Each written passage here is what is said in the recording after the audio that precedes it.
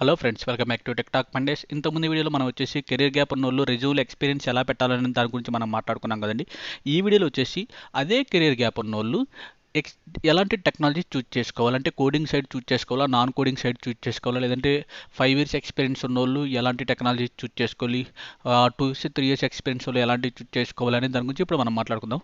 మీరు కనుక మన ఛానల్ కనుక ఫస్ట్ టైం కనుక విజిట్ చేస్తుంటే దయచేసి సబ్స్క్రైబ్ చేయండి మరియు పక్కన ఉన్న బెల్ ఐకాన్ని క్లిక్ చేయండి. మీ సబ్స్క్రిప్షన్ అనేది నాకు చాలా ఇంపార్టెంట్ అండి. ఇప్పుడు వచ్చేసి మన మెయిన్ కంటెంట్లోకి వెళ్తే, ఇప్పుడు మీకు కనుక ఏంటంటే ఇక్కడ చూస్తే కోడింగ్ నాన్ కోడింగ్ ఉంటాయండి. కోడింగ్ అంటే ఏంటంటే అది కంప్లీట్ కోడింగ్ మీద డిపెండ్ అయ్యింది.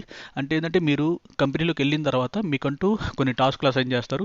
మీరు వచ్చేసి ఆ విజువల్ స్టూడియో కానీ లేదంటే ఇది ఎక్లిప్స్ కానీ ఇలా మీరు అవన్నీ ఓపెన్ చేసి మీరు వచ్చేసి పక్కగా కోడింగ్ రాయాలంట. ఈ కోడింగ్ రాయాలంటే ఏంటంటే మీకు కొన్ని లాంగ్వేజ్ తెలిసి ఉండాలి, ప్రోగ్రామింగ్ లాంగ్వేజెస్. అవి Java, C sharp, dot net, తర్వాత పైథాన్. ఇలా ఏంటంటే మీకు సి++, ఇలా ఏంటంటే మీకు ఈ ప్రోగ్రామింగ్ లాంగ్వేజ్ కనుక మీకు తెలిసి ఉంటే అప్పుడు మీరు వచ్చేసి కోడింగ్ సైడ్ వెళ్ళగలరు అనమాట. కాకపోతే ఏంటంటే ఇక్కడ ఒక ప్రాబ్లం ఎక్కడ ఉందంటే, ఎక్కువ ఎక్స్పీరియన్స్ ఎవరైతే ఉండిద్దో, అంటే 5 ఇయర్స్ నుంచి 7 ఇయర్స్ మధ్యలో ఎక్స్పీరియన్స్ ఎవరైతే ఉంటారో వాళ్ళకైతే నేను ఈ కోడింగ్ అనేది సపోర్ట్ చేయనండి. ఎందుకంటే వీళ్ళకి ఏంటంటే కొంచెం ఎక్కువ గ్యాప్ ఉంది కదండి, కెరియర్ గ్యాప్ ఎక్కువ ఉంది కదా. ఆ కెరీర్ గ్యాప్ ఎక్కువ ఉన్నప్పుడు ఏంటంటే వీళ్ళకి ఏంటంటే బాడీ కూడా అంత సపోర్ట్ చేయదు. ఫస్ట్ వాళ్ళకి అంత ఇంట్రెస్ట్ కూడా ఉండదు అనమాట. మీకు కనుక బాగా ఇంట్రెస్ట్ ఉంటే నేనేమి ఆపను అనమాట. కాకపోతే ఏంటంటే మీకు అంత సపోర్ట్, మీ బాడీ ఫస్ట్ సపోర్ట్ చేయదు కాబట్టి. రెండోది వచ్చేసి 7 ఇయర్స్ వాళ్ళు కనుక కోడింగ్ మీదకి వెళ్తే వాళ్ళ మీద ఎక్స్పెక్టేషన్స్ కూడా ఎక్కువ ఎక్కువ ఉంటాయండి. అంటే ఏంటంటే మీరు ఏంటంటే 7 ఇయర్స్, అంటే 7 ఇయర్స్ ఆ కెరియర్ గ్యాప్ మీద మీరు వెళ్ళారంటే మీరు వచ్చేసి ఒక్కోసారి కోడ్ రివ్యూస్ చేయొచ్చు. అంటే పక్కన వాళ్ళకి కోడ్ రివ్యూ చేయాలన్నమాట. అంటే వాళ్ళ కోడ్ ఎలా రాశారు ఏంది. So at the same time ఏంటంటే మీరు కోడింగ్ సైడ్ అర్థం చేసుకోవాల్సినవి కూడా చాలా ఉంటాయి అనమాట. సో దానికి ఏంటంటే జనరల్గా ఏంటంటే ఒక ఫస్ట్ ఫ్రెషర్గా నుంచి స్టార్ట్ చేసేది వేరు. అలా కాకుండా సడన్గా ఒక 4 ఇయర్స్ ఎక్స్పీరియన్స్ కెరీర్ గ్యాప్ పెట్టుకుని డైరెక్ట్గా వెళ్ళి కోడింగ్ చేసేది వేరు అనమాట. సో ఇలాంటి వాళ్ళకైతే నేనైతే కోడింగ్ అయితే సపోర్ట్ చేయను.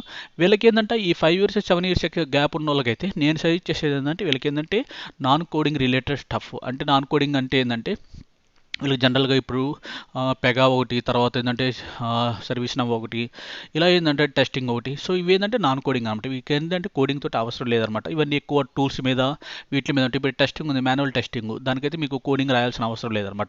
ఇప్పుడు అలా కాకుండా బీపీఎం టూల్స్ ఉంటాయి.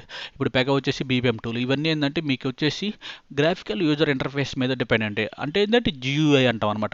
వాటి కోడింగ్ అవసరం లేదు. మీరు వచ్చేసి జస్ట్ డ్రాగ్ తోటి, క్లిక్ తోటి, వీటితోటి అయిపోయింది అనమాట. సో అలాంటి టూల్స్ కనుక మీరు కనుక నేర్చుకున్నారంటే మీకు ఏంటంటే కొంచెం ప్రాబ్లం ఉండదు అనమాట. మీరు ఈజీగా నేర్చుకోగలరు. అలా కాకుండా ఏంటంటే మీరు కోడింగ్ సైడ్ వస్తే కొంచెం ఇబ్బంది పడతారనమాట. అలా కాకుండా ఏంటంటే నేను చేయగలను అంటే మీకు కాన్ఫిడెంట్ ఉండి నేను గ్యారెంటీగా కోడింగ్ చేయగలను, నాకు వచ్చేసి కోడింగ్ సైడ్ వెళ్దాం అనుకుంటున్నాను, అంటే లాంగ్ టర్మ్ కెరియర్ చూసుకుందాం అనుకుంటున్నాను ఐటీలో. సో నాకేంటంటే ఎక్కువ రోజులు ఉండాలనుకుంటున్నాను. ఇలా కనుక మీకు కనుక ఇంట్రెస్ట్ ఉంటే ఎవరు ఆపరండి. కాకపోతే ఏంటంటే ఇక్కడ ఏంటంటే మీరు కొంచెం ఎక్కువ కష్టపడాలి. సో అది నేను మెయిన్ సజెస్ట్ చేసేది. ఇప్పుడు వచ్చేసి జనరల్గా ఏంటంటే కోడింగ్ సైడ్ అన్నామంటే మీరు గ్యారెంటీగా కొంచెం ఎక్కువ కష్టపడాలి. అంటే నాన్ కోడింగ్ తోటి కంపేర్ చేస్తే కోడింగ్ వాళ్ళు వచ్చేసి కొంచెం ఎక్కువ కష్టపడాలన్నమాట. అదొక్కటే అనమాట ప్రాబ్లం ఇక్కడ. తర్వాత ఏంటంటే ఎవరు కోడింగ్ వెళ్ళాలనే దాని గురించి ఇప్పుడు మనం మాట్లాడుకుందాం అండి. జనరల్గా ఏంటంటే మీకు కనుక ఒక 2 ఇయర్స్ 3 ఇయర్స్ గ్యాప్ ఉంది, అంటే మీ ఇంజనీరింగ్ అయిపోయి ఒక 2 ఇయర్స్ గ్యాప్ అనుకోండి. అలాంటి వాళ్ళకైతే నేను కోడింగ్ సపోర్ట్ చేస్తాను అనమాట. వీళ్ళకి ఏంటంటే లాంగ్ టర్మ్ కనుక మనం ప్లాన్ చూసుకుంటే వీళ్ళకైతే కోడింగ్ అనేది చాలా బాగుండిద్ది. ఎందుకంటే వీళ్ళు ఏంటంటే ఐటీలో బాగా సెటిల్ అవ్వగలరు అనమాట. ఓన్లీ ఇలాంటి వాళ్ళకి నేను కోడింగ్ సపోర్ట్ చేస్తాను. అలా కాకుండా 5 ఇయర్స్ 6 ఇయర్స్ 7 ఇయర్స్ గ్యాప్ ఉన్న వాళ్ళకైతే నేనైతే కోడింగ్ సపోర్ట్ చేయను అనమాట. ఈ 2 ఇయర్స్ 3 ఇయర్స్ గ్యాప్ ఉన్న వాళ్ళకి ఏంటంటే వాళ్ళు ఏంటంటే ఈజీగా నేర్చుకోగలరు. అంటే అప్పుడే ఫ్రెషర్గా బీటెక్ అయిపోయి వచ్చారు కాబట్టి వాళ్ళకి ఇంకా ఏంటంటే ఆ చదువుకోవాలి అలా మైండ్ సెట్ ఉండిద్ది కాబట్టి. అది కాక ఏంటంటే వాళ్ళ బాడీ కూడా ఏంటంటే కొంచెం ఈ 7 ఇయర్స్ గ్యాప్ ఉన్న వాళ్ళతో పోలిస్తే వాళ్ళ బాడీ కూడా సపోర్ట్ చేసిద్ది.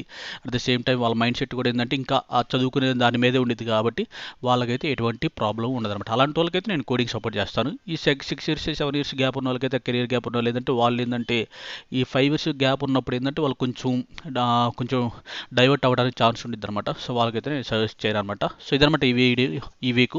సో మీకు కనుక మన ఛానల్ కనుక నచ్చితే, లేదంటే మన వీడియో నచ్చితే మన ఛానల్ని సబ్స్క్రైబ్ చేయండి మరియు పక్కనే ఉన్న బెల్ ఐకాన్ని క్లిక్ చేయండి. Thank you.